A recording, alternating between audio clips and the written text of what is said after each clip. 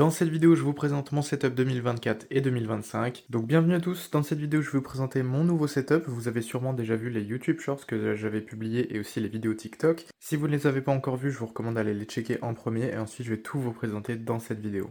Donc je vais commencer par la gauche puis terminer par la droite, c'est-à-dire mon PC. Je vais tout faire dans l'ordre, donc je vais vous mettre aussi tous les liens de tout mon matériel dans la description si vous êtes intéressé, comme ça vous n'aurez plus qu'à aller commander. Donc je vais commencer ici par mon coin clavier, donc comme vous pouvez voir j'ai toujours cette petite plaque ici de chez Ikea avec plusieurs claviers, donc toujours le Gamma Keika 87, le RK61, ça c'est le 3061 SHE de ACO et le Keychron K1 Pro. Des petits switches ici et un switch tester juste là, donc voilà, rien de particulier, ça n'a pas vraiment changé depuis la dernière fois. Ça c'est nouveau par contre, ce sont des lames de bois sur un fond noir que je trouve plutôt clean. J'avais vraiment envie de me faire un setup beaucoup plus minimaliste, beaucoup plus professionnel, beaucoup plus propre que l'ancien setup qui faisait un peu enfantin et un peu trop gamer je trouve. Donc voilà, je suis parti vraiment sur un look vraiment minimaliste, super clean, avec du bois, comme vous pouvez voir aussi une plante ici en verre, pour ajouter un petit peu de verdure, et ici c'est bien une vraie plante de chez Ikea. Donc voilà, ça je l'ai acheté chez Leroy Merlin, je vous mettrai les liens en description si j'arrive à les retrouver. En gros c'est des planches, comme vous pouvez voir, je peux vous montrer, hein. C'est des sortes de planches comme ça à lattes, et vous avez donc des lattes en bois ici, qui sont très bien, ça sent très bon d'ailleurs, ça donne une odeur de bois dans la pièce, donc c'est plutôt cool. En plus de ça, du coup j'ai pris cette plante chez Ikea, qui est très bien aussi, j'aime bien les grandes feuilles. Alors elle a quelques petits défauts, on va dire, entre guillemets, hein, c'est une vraie plante, hein. Du coup voilà, elle est un petit peu abîmée par-ci par-là, mais voilà, je l'aime bien. Ça rajoute du vert dans le setup, c'est une plante qui est plutôt sympa, qui est pas trop chiante dans le sens où il n'y a pas besoin de l'arroser tous les jours, etc. Voilà, c'est une plante qui est assez coriace entre guillemets. Voilà, c'est plutôt pratique, ça m'évite de devoir être là tout le temps, de penser à l'arroser tous les jours, etc. Donc c'est vraiment cool. Et celle-là, je l'ai achetée du coup chez Ikea, je vous mettrai aussi les liens en description. Maintenant, donc, je vais passer au setup. Je vais commencer ici par le bureau. C'est quelque chose de très important le bureau dans un setup, et ici, je suis vraiment super content du rendu. C'est le même plan de travail que j'avais initialement, celui qui était en foncé, simplement je l'ai poncé, étant donné qu'il était verni. Puis je l'ai reverni ici en transparent. Donc c'est du bois de hêtre, il fait du coup 2 mètres x 65 cm à peu près, et il est posé sur des pieds FlexiSpot, c'est un bureau assis debout. Donc via la petite télécommande que j'ai juste là, je peux augmenter la hauteur du bureau ou alors la diminuer. Bref, c'est super pratique, il y a aussi 4 profils pour mettre à des hauteurs pré-réglées. Donc c'est vraiment super cool pour travailler à son bureau toute la journée, c'est juste génial. Et donc voilà, c'est vraiment super bien, le plan de travail est top, le bureau assis debout est top. Je vous avais déjà fait une vidéo dessus d'ailleurs. Je vous en referai une sûrement aussi sur le standing desk de FlexiSpot, étant donné que la vidéo que j'avais fait au départ était déjà elle date, puis elle n'était pas forcément super complète. Donc je vais potentiellement en refaire une, mais voilà. Très content du bureau, c'est juste génial. Donc je vous ai dit les dimensions, c'est 2 mètres par 65 par 2,8 en épaisseur. Et c'est bien du bois de hêtre brut de base que j'ai ici, poncé puis verni en transparent. Ensuite donc j'ai des caissons Alex ici, Ikea Alex en blanc, d'ailleurs j'ai une bouteille d'eau qui a rien à faire là. J'ai deux caissons du coup Ikea Alex en blanc juste là, qui sont plutôt sympas, donc un ici et un autre au fond là-bas. Le bureau ne repose pas dessus, hein, je peux passer mes doigts en dessous en fait, c'est juste pour pouvoir avoir des rangements. Et donc dedans j'ai tout plein de choses, des clés USB, du matos, etc. Encore du matos, des câbles, plein de choses. Bref, c'est très pratique, ça me permet de ranger mon matos sans que ce soit en bordel.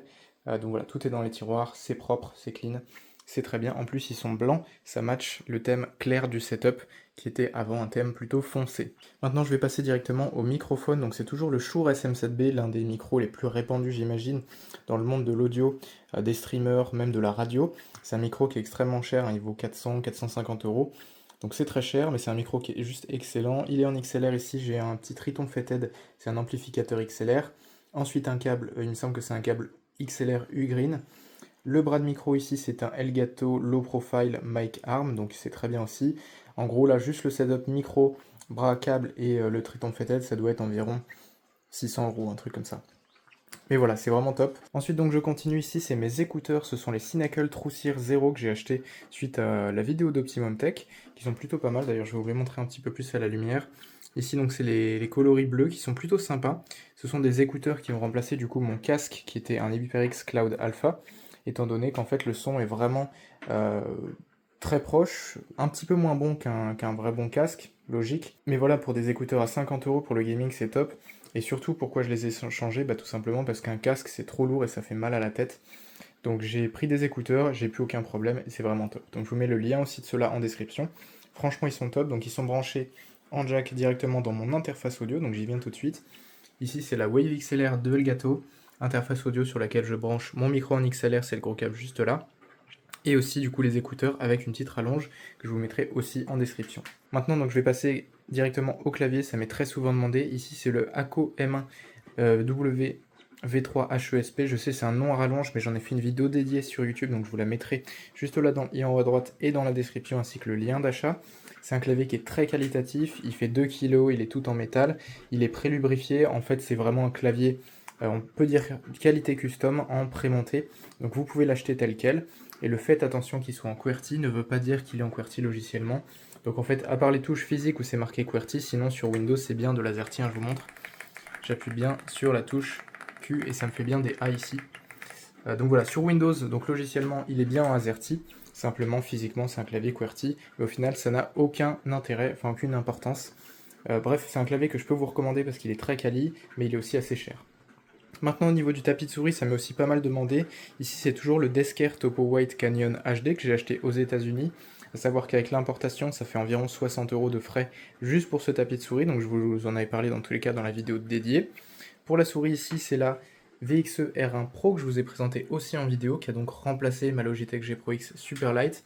Elle est vraiment top ici, c'est une souris qui est dans les 50 €, qui est du coup moins chère qu'une Superlight, avec un capteur plus récent, qui est vraiment top, une très bonne autonomie aussi, enfin bref, je vous la recommande. Maintenant, donc on va passer, je pense, au plus important dans ce setup, ça va être l'écran. L'écran, comme vous le savez, donc j'en ai fait une vidéo très récemment, c'est le LG 32GS95 UE. En d'autres termes, c'est un écran 4K, 32 pouces, OLED 240 Hz. Et si j'appuie sur le petit bouton qui est juste là en dessous, on va pouvoir passer en 1080p 480 Hz en l'espace de 3 secondes environ. Donc voilà, là on est passé en 1080p 480 Hz, c'est top pour le gaming, sinon on peut bien évidemment utiliser la 4K 240 Hz, aussi pour le gaming ou alors pour l'utilisation de tous les jours. Donc voilà, encore une fois, j'ai présenté cet écran en vidéo, je vous mets la vidéo dans le coin en haut à droite et bien sûr le lien d'achat en description si vous êtes intéressé, à savoir que l'écran à lui seul coûte environ 1300 €. Maintenant pour le bras, c'est pareil, je vous l'ai présenté sur une vidéo YouTube, donc c'est un bras Uanuo, toujours la même marque que j'aime vraiment beaucoup. C'est un bras qui est très solide ici, ça ne bouge absolument pas. Bon, je vais juste faire boucher l'écran, mais c'est normal. C'est très solide, ça coûte 60 €, mais c'est vraiment tout en métal, super qualitatif, etc. Donc franchement, c'est top. Je vous l'ai présenté en vidéo, donc je vous mets aussi le lien d'achat en description si vous êtes intéressé. Juste là aussi, j'ai une petite plante Ikea Feshka avec un cache-pot que j'ai imprimé en 3D. D'ailleurs, si vous êtes intéressé par l'impression 3D, je peux vous faire les mêmes choses si vous souhaitez, et vous les expédier gratuitement dans toute la France, et je peux faire beaucoup d'autres choses que juste des cache-pots. Ensuite, au niveau de l'éclairage derrière l'écran, j'ai des barres de LED Govee juste là, qui sont vraiment top, ça coûte je crois 60 ou 70 € sur Amazon, ça vous permet de fixer derrière l'écran, donc ça ne se voit pas quand on est en face, et d'éclairer le mur comme vous pouvez voir juste derrière, donc j'en ai une ici, et une autre de l'autre côté, c'est un kit de 2, donc c'est vraiment par défaut vendu comme ça. Ensuite, sur le dessus, donc j'ai la BenQ Screen Bar Pro qui m'a été envoyée par BenQ, j'en avais fait une vidéo aussi, c'est vraiment une screen bar qui est incroyable, beaucoup mieux je trouve que la screen bar Halo que j'avais acheté précédemment, que je n'ai plus. Mais voilà, là c'est la screen bar Pro, elle est juste super top, tout se contrôle directement via le dessus de la screen bar, je trouve que c'est vraiment mieux que n'importe quel autre modèle, et franchement c'est top, et en plus elle est même moins chère que la Halo. Voilà, donc ça l'écran j'ai fait, clavier j'ai fait, tapis de souris j'ai fait, interface audio aussi, souris aussi. Toujours une Ikea FHK ici, donc une deuxième avec toujours un cache-pot imprimé en 3D. Si vous êtes intéressé, le lien de mon site est dans ma bio. Ici c'est le petit receveur 4000 Hz de ma souris, donc c'est vendu séparément, c'est pas très cher, c'est environ 15-17 € je crois. Et enfin on termine sur mon PC, qui est juste ici, qui est donc un PC sur mesure, hein. Vous ne pouvez pas l'acheter tel quel comme ça, c'est moi qui l'ai assemblé, c'est moi qui ai choisi les composants un à un, et donc dedans je vais vous faire rapidement le petit topo. Donc j'ai un Ryzen 9 7900X, 32 Go de RAM en DDR5 6000 C36, 2 Tera de SN 850X de Western Digital, donc c'est vraiment super top. Une RTX 3070 de MSI, c'est toujours mon ancienne carte que j'ai achetée il y a quelques années pendant les pénuries, donc très chère. Mais voilà, franchement, elle fait encore très bien le taf. Le boîtier, je vous l'ai présenté aussi, c'est le Lionly A3 Micro ATX. Les ventilateurs, ce sont des Arctic P14 sur le haut, ARGB en blanc et P12 en bas, et à l'arrière, ARGB en blanc aussi, que m'a envoyé Arctic, donc merci infiniment à eux. L'alimentation, c'est une Corsair SF750. Le refroidissement, le Deepcool Assassin 4 blanc, qui m'a aussi été envoyé par Deepcool. Je crois que j'ai fait à peu près le tour. La carte mère, c'est une B650 EPG ITX de ASRock. Et donc je vais vous montrer rapidement l'intérieur. Donc j'ai juste à tirer et à retirer la plaque qui est juste là. Donc voilà, franchement le PC est plutôt clean. Après voilà, je l'ai surtout pris pour sa taille plus que pour les performances ou autre chose. J'aime vraiment bien le boîtier, je trouve qu'il est top. Donc ça me va très bien.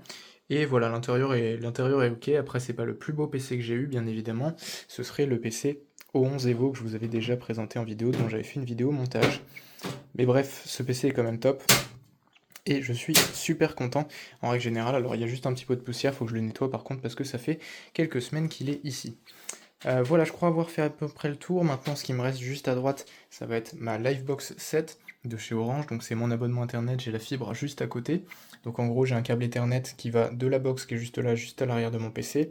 Et donc j'ai une connexion de environ 2 gigabits par seconde. Bref, c'est très rapide. Et franchement, pour la création de contenu, c'est juste indispensable d'avoir la fibre optique. Et même pour le gaming, télécharger des jeux, etc. Donc franchement, c'est top. J'ai plus de problème d'ailleurs de connexion, j'en ai fait beaucoup de TikTok, mais c'est résolu. Donc tant mieux. Et dernier élément du setup ici, c'est l'éclairage qui est tout autour du bureau comme vous pouvez voir, donc ça passe tout le long ici. Pareil, c'est une bande LED Govee que je vous avais présentée il y a un moment sur la chaîne, c'est vraiment top, ça coûte je crois 20 € et quelques. Vous venez, vous la collez derrière le bureau, vous mettez la télécommande en dessous du bureau. J'ai juste à venir en dessous ici, appuyer sur le bouton et ça va tout simplement l'éteindre ou l'allumer. Franchement c'est top, ça coûte vraiment pas cher et ça fait vraiment la différence dans un setup, donc je trouve ça plutôt cool. Voilà, donc je crois avoir fait le tour de la présentation de ce setup. Si vous avez des questions, surtout n'hésitez pas à les poser. N'hésite pas à t'abonner à la chaîne pour me soutenir si c'est pas déjà fait. Mettre un like sous cette vidéo, la partager en masse aussi pour le référencement, etc. Et sur ce, je te dis à très bientôt pour une nouvelle. Allez, ciao!